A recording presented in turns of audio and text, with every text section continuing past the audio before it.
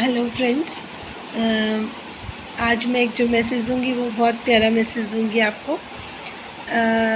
मैं ये कहना चाहती हूँ, जितने भी सितारा के ऊपर अपनी रील्स वीडियोस बना रहे हैं उनको बस मैं यही मैसेज देना चाहती हूँ कि जो अल्लाह है वो सबका है। अगर वो एक किसी का होता तो बाकी सब कहाँ जाते।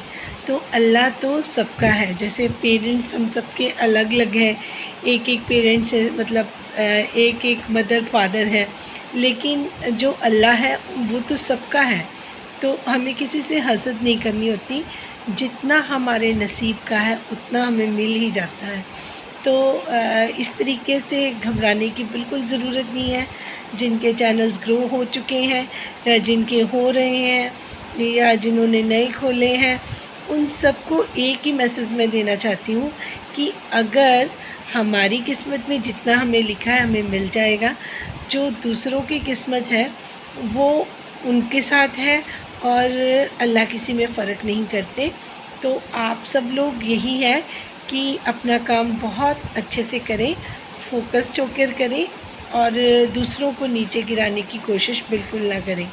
तो ये जो लोग अब इतनी सारी बातें कर रहे हैं एक पर्सन के ऊपर, जिसको किसी ने ज़ीरा प्लस नाम दिया है, किसी ने कुछ दिया है। मैं तो सिर्फ़ उनको भतीजी ही बोलती हूँ, मैंने उनका नाम ख़राब नहीं किया है, तो इसलिए तो वो मुझसे नाराज़ नहीं हो सकती।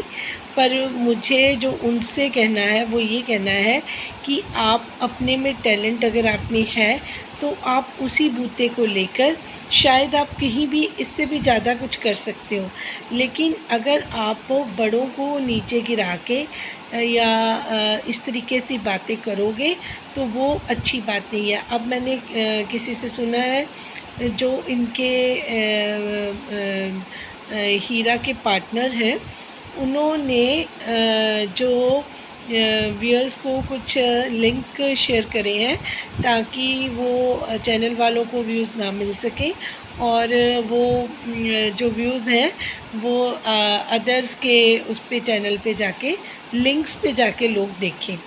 तो मुझे इतना स्ट्रेंज हुआ, मैंने कहा ये तो मतलब भगवान की जो मर्ज़ी है उसके बहुत ख़िलाफ़ वाली बात है। हम किसी की किस्मत कभी नहीं खोल सकते, कभी भी छीनना हमारे बस की बात है ही नहीं है।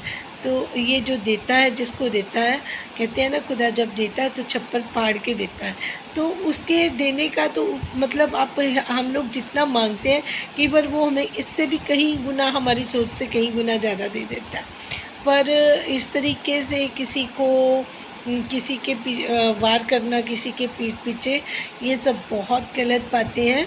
और अपने दम पे जो करने का मज़ा है जो वो दूसरों के साथ नहीं है। मैं खुद एक अपनी कहानी भी बताती हूँ। मैं एक बिज़नेस वूमेन हूँ, मैं एक सेल्फ मेड पर्सन हूँ। मेरी फैमिली में सब रैंक 1 के ऑफ़िसर थे। मेरे फादर भी क्लास 1 ऑफ़िसर थे, मेरी सिस्टर भी ऑफ़िसर हैं, मदर भी मेरे गवर्नमेंट जॉब में थे, लेकिन कोई बिज़नेस लाइन में नहीं था। But I started my business और मेरे को कोई फैमिली सपोर्ट नहीं थी क्योंकि मेरे पेरेंट्स ही नहीं हैं अभी। तो without family support I started my business और बहुत अच्छे से मैंने ग्रो करा उसको और मैंने बहुत कुछ उससे अर्न भी कर लिया। लेकिन मैंने कभी किसी को नुकसान पहुंचाने की कोशिश नहीं करी।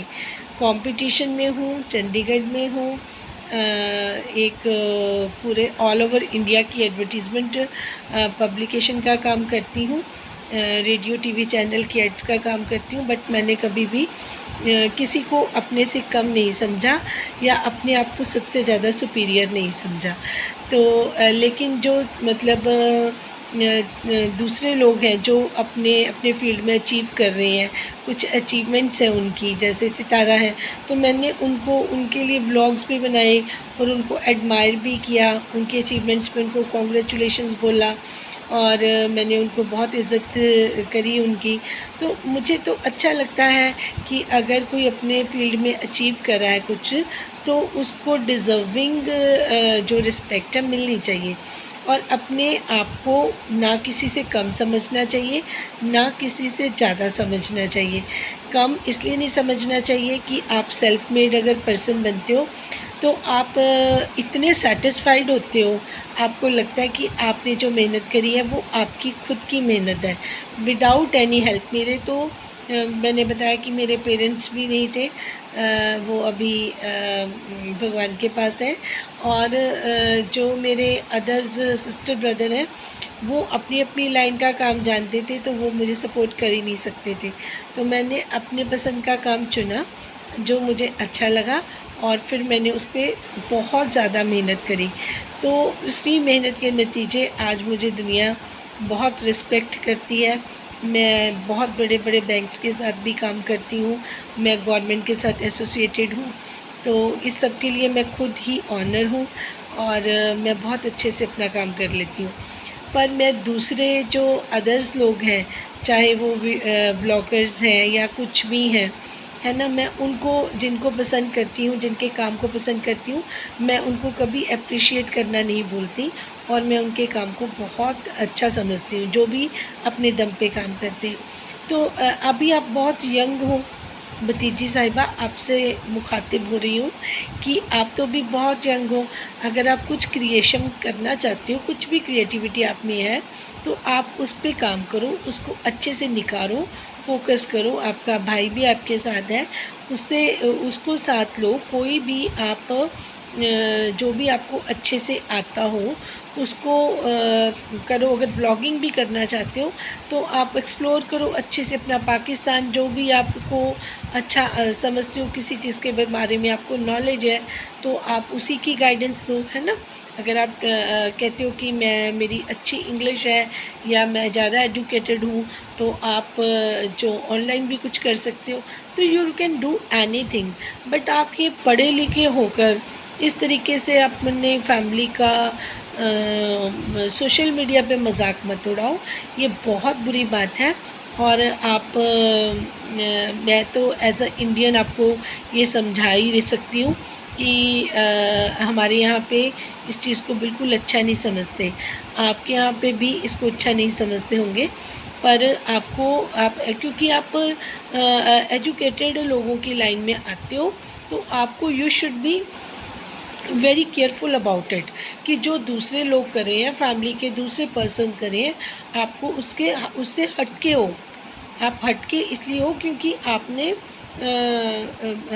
में और उनमें फ़र्क है। अगर आपने तालीम ली है, अगर आप बहुत अच्छे से सारी चीज़ें जानते हो, तो आपको इस चीज़ से बिल्कुल पीछे हट जाना चाहिए। एंड जो आप दूसरों लोगों के साथ आपके पार्टनर कर रहे हैं वो और भी गलत है। वो तो उसको तो मैं बिल्कुल अप्रिशिएट नहीं करती, और ना इन चीज़ों से मैं इत्तेफाक रखती हूँ। जो जिसकी किस्मत का है वो उतना उसको मिलता है, और आप किसी के साथ खुद का कंपैरिजन भी मत करो कि वो टॉप पे हैं और हम कहाँ पे हैं। अगर आप पे कैलिबर है और आप पे क्षमता है, आप कर सकते हो, तो आप अपना प्रूव करो। दूसरे की लकीर छोटी करने से कुछ नहीं होता, आप अपनी लकीर को बढ़ाओ। तो मैं आपको मोटिवेट ही कर रही हूँ, और मैं आपको ये बोल रही हूँ आप अपने फैमिली का और स्पेसिफिकली सितारा का आप पीछा छोड़ दो, और डू व्हाटएवर यू, आपको कुछ भी, आप किसी भी लाइन में आप काम करना चाहते हो, यू कैन डू। आपको कोई नहीं रोक रहा है। आपको उल्टा लोग सपोर्ट करना शुरू कर देंगे। जब आप पॉजिटिवली काम करते हो ना, तो एक पूरी कायनात आपके साथ जुड़ जाती है, क्योंकि गॉड चाहता है कि आपको हेल्प मिले। ठीक है, तो आपको अगर अच्छे काम करोगे ना, तो सब एप्रिशिएशन अपने आप से मिल जाएगी। तो आप इन सारी चीज़ों से पीछे हटो, और सितारा को अपना काम करने दीजिए, और अपना खुद का काम खुद कीजिए। क्योंकि आप ये जो रिएक्शन चैनल्स लाइव में बैठोगे ना, तो आपका अपना ही तमाशा बनेगा, किसी और का कुछ नहीं जाएगा। Being a woman, being a girl, जो भी आप अपने आप को समझते हो, क्योंकि you are now married girl, तो आपको दोनों फैमिलीज़ की इज़्ज़त का भी आपको ध्यान रखना होगा। अगर आप इस तरीके से दूसरों को बोलोगी, 4 गालियाँ आपको भी पड़ेंगी, तो ये हम उस एजुकेशन का कोई फ़ायदा नहीं होता।